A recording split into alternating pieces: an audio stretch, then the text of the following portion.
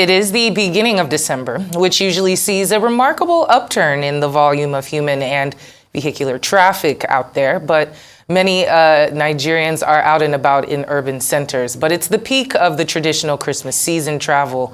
In recent years, however, much of these journeys have been affected by the gradual but steady spike in insecurity across the country.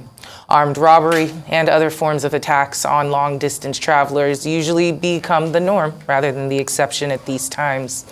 What needs to be done and how Nigerians generally could shore up their security while not missing out on all the fun activities. Dr. Dickson Osajie is a security expert and Chief Executive Officer of Debris Protection Services Limited. He joins us now to have a quick conversation. Good to have you on Newsday. Thank you all for having me. Good afternoon. All right, so it's dirty December. It's going to be clean. Very clean. We're hoping it's also a safe December. Oh, yeah. Can you give us some tips and tricks in order to keep ourselves safe while going out, especially late at night, you know, the concerts and the Christmas parties? Thank you for having me, and good afternoon, Nigerians. You see, December, the Ember months is always perceived as a threat period of time. People see Ember months as a time where the devil is most active, carrying out his activities, his ill activities. People see the Ember month whereby the criminal elements, capitalize on the vulnerability of Nigerians within the Nigerian territorial space. And most of the prevalent crime during the Ember month is kidnapping, robbery, car snatching, a lot of crime. But one of the prevalent criminal activities within this period of time is kidnapping, and kidnapping is is taking the rise in the Nigerian space, and it's really disturbing because Lagos State, for example, people don't take note of that. Maybe because of the classes of people involved. Kidnapping incident takes place every day here in Lagos. Most times we hear about the high network kidnapping because there are various classes of kidnapping. We have the high network kidnapping, like Evans the kidnapper, when his victims were high network personalities. He demanded billions of naira from those guys. But one of the most terrible kidnap incidents we have in Lagos is express kidnapping, which the Nigerian police are not looking into. So I would advise the Nigerian police to look into express kidnapping. Express kidnapping, taking someone within a given time, just like, this Nigerian, this is a popular vehicle called Danfo. Most guys going to work, they are kidnapped inside the vehicle, taken to ATM, hold them back, use their ATM to collect money from them. Express kidnapping is a kidnap act that, you get what you want to get from these guys immediately, sometimes within an hour, within 2 hours. You don't keep them for so long. So it's prevalent within Lagos, and that is why we need to start looking at tactical formation for us to curtail with express kidnapping. I was discussing with the former Inspector General of Police, IGP Arase, a while ago, and I was asking him the reason why he established IRT, and he told me IRT was established on intelligence-driven base. So we need to start looking at our what's it called, security agents that will curtail with most of this express kidnap in Lagos. Last week, in Enugu State, some express kidnappers were, eliminated by the Nigerian police. The reward was measurable, if you ask me. So for me, I think we need to, revamp our IRT system so that it will be intelligence-driven. Then Lagos State government should also ensure, in Lagos now, should also ensure that most of these Danfo drivers are licensed. A lot of them, we need to have their particulars. Don't just hit the road because you want to make money for yourself.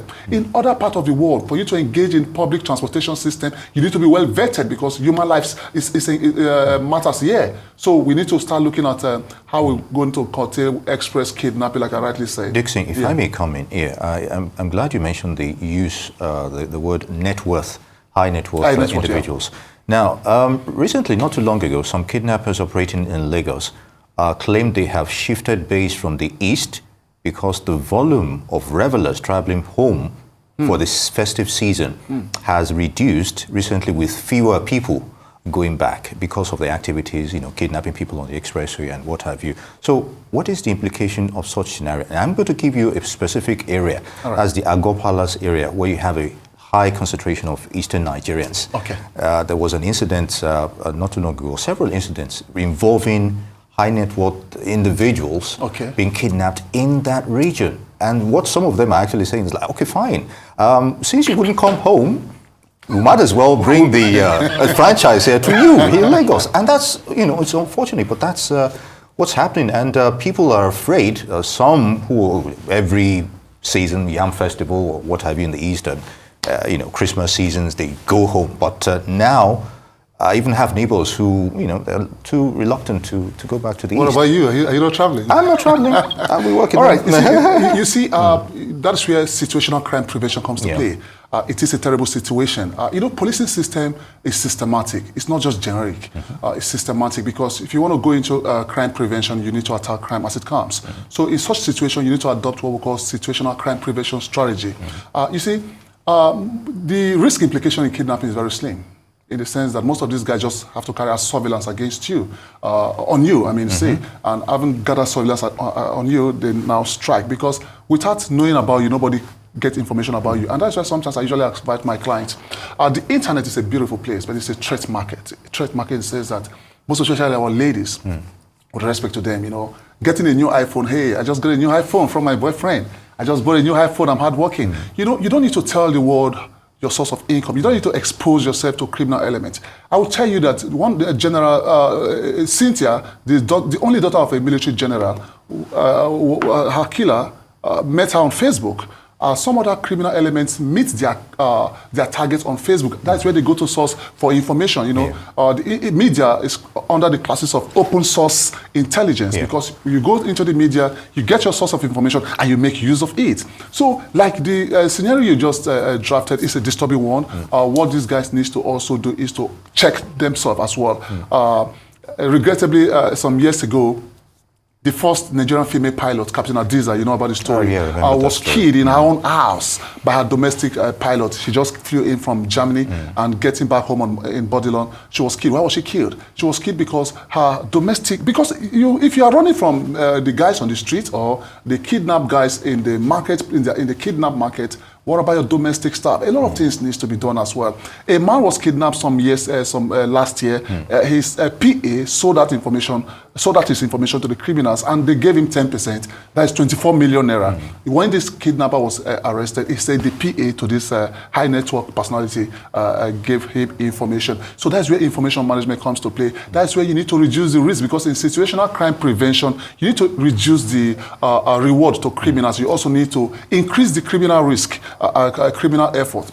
If you give somebody a knife to cut down a tree from the roads, it's going to take time for him to cut that tree, maybe 2 or 3 days. That is how security plan is. Ensure the criminals labor in vain. If you don't allow them to labor in vain, they gain access to you so swiftly and they take you out. That's where your own self-assessment comes to play, because individually you need to carry out a self-assessment. What am I doing wrong? Where am I going to that people knows me? I have a friend in Abuja. I told him, I said, if you're in politics, you've been gone. You'll be a goner. You know why?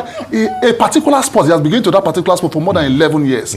Every night to just go and catch form. You don't need to allow yourself to be predictable. When you are predictable, you fall prey to the criminal element. So what the Nigerian police needs to also do, we need to start looking at technological approach in security.